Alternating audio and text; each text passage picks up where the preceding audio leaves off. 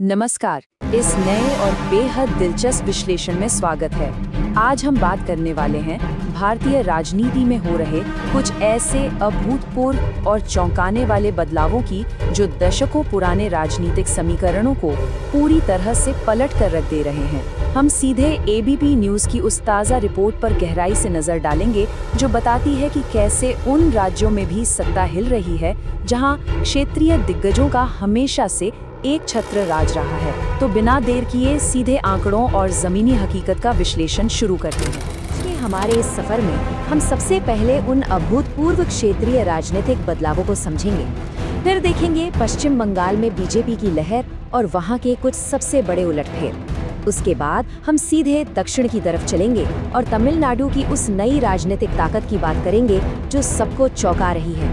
और अंत में समझेंगे कि इस नए युग के मायने क्या हैं। तो चलिए सबसे पहले बात करते हैं इन अभूतपूर्व क्षेत्रीय राजनीतिक बदलावों की, जहां सालों से मजबूती से जमी हुई स्थापित सत्ताएं अब अचानक हाशिए पर नजर आ रही हैं। और इस बदलाव का सबसे बड़ा उदाहरण हमें पश्चिम बंगाल में देखने को मिल रहा है, जहां बीजेपी एक बहुत बड़ी लहर के साथ बहुमत के बिल्कुल करीब पहुंचती दिख रही है। जरा इस नंबर पर गौर कीजिए, 145।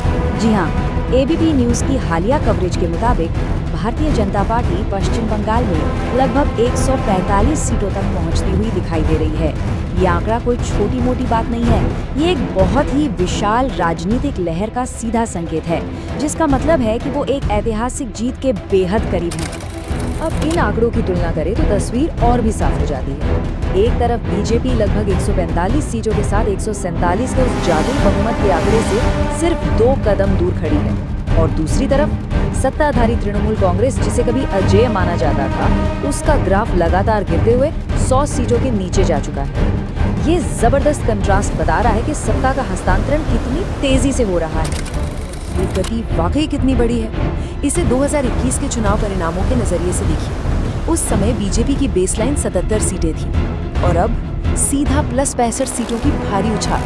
किसी भी राज्य में, वो भी एक बेहद मजबूत क्षेत्रीय पार्टी के खिलाफ इतनी बड़ी छलांग लगाना, सच कहूं तो ये बिल्कुल भी साधारण बात नहीं है। ये साफ दिखाता है कि जमीनी स्तर पर मतदाता कितनी तेजी से अपना मन बदल रही है। लेकिन बात सिर्फ राज्य स्तर के आंकड़ों की नहीं है। चलिए कुछ ऐसे हाई प्रोफाइल उलटफेर देखते हैं जिन्हें देखकर राजनीतिक पंडित भी हैरान हैं। बड़े बड़े दिग्गजों के किले कैसे दरक रहे हैं, आइए समझते हैं। भवानीपुर, ये सिर्फ एक निर्वाचन क्षेत्र नहीं है, बल्कि ये मुख्यमंत्री ममता बनर्जी का अपना अभेद्य गढ़ माना जाता है, बिल्कुल उनके अपने घर जैसी सीट। लेकिन रिपोर्ट के मुताबिक यहाँ भी एक बहुत बड़ा वीआईपी उलटफेर हो रहा है।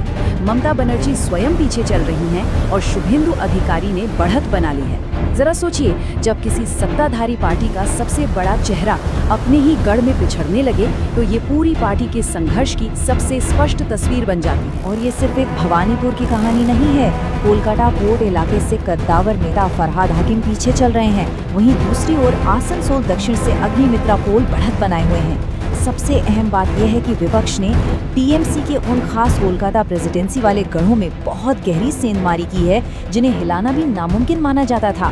ये सारी बातें पुख्ता करती हैं कि वो पुराने पारंपरिक किले अब वाकई ढह रहे हैं। अब सवाल उठता है कि आखिर इतने बड़े बदलावों की वजह क्या है।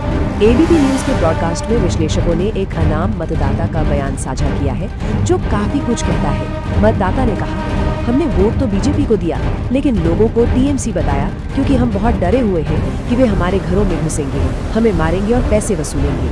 देखिए, बिना किसी राजनीतिक पक्ष का समर्थन किए हम ये कह सकते हैं कि ये बयान उस मतदाता भय, डराने धमकाने और सीक्रेट बैलेट स्विंग यानी गुप्त मतदान की उस प्रवृत्ति को रेखांकित करता है, जो विश्लेषकों के अनुसार इस ऐतिहासिक नतीजे का एक बहुत बड़ा कारण बन रही है।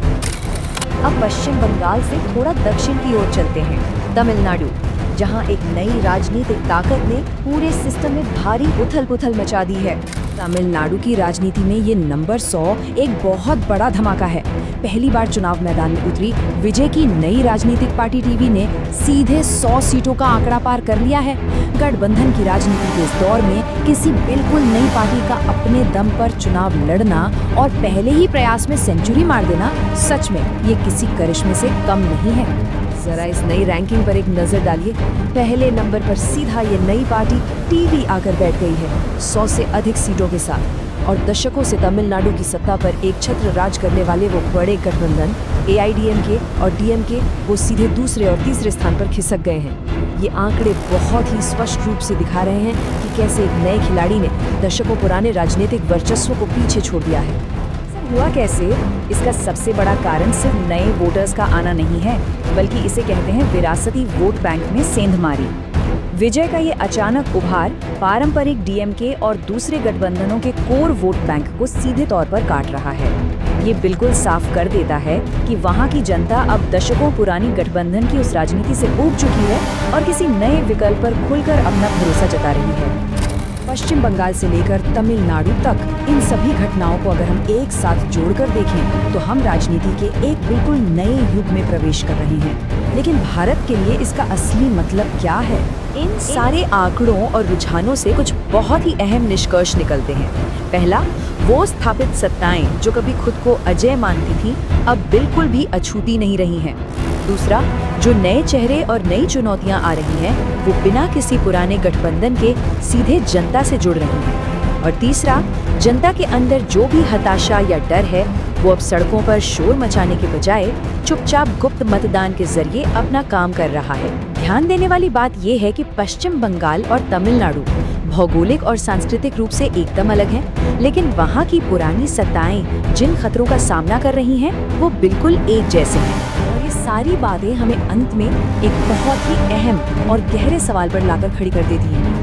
क्या बिना किसी चुनौती के राज करने वाले क्षेत्रीय राजनीतिक राजवंशों का युग अब आधिकारिक तौर पर खत्म हो रहा है? ये ताज़ा रुझान तो बिल्कुल इसी तरफ इशारा कर रहे हैं। इस राजनीतिक बदलाव के इस दिलचस्प विश्लेषण में हमारे साथ जुड़ने के लिए आपका बहुत बहुत धन्यवाद। आगे भी ऐसे ही महत्वपूर्ण मुद्दों पर चर्चा करते रहेंगे।